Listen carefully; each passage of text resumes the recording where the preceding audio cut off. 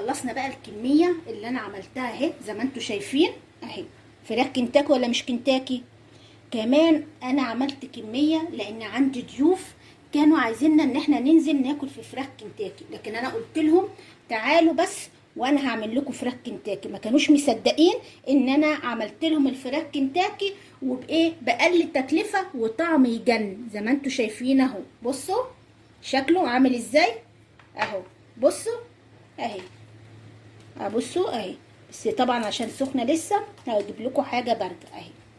بصوا اهي، بص الفراخ ولا لا، بصوا عامله ازاي اهي اهي. اتمنى يا رب ان الفيديو يكون نال اعجابكم. لو نال اعجابكم ما تنسوش الاشتراك في القناه وتفعيل الجرس ولايكات كتيره حلوه زيكم، ونتقابل ان شاء الله في فيديو جديد وانتم في منتهى الصحه ومنتهى السعاده اللي في الدنيا. والسلام عليكم ورحمه الله وبركاته.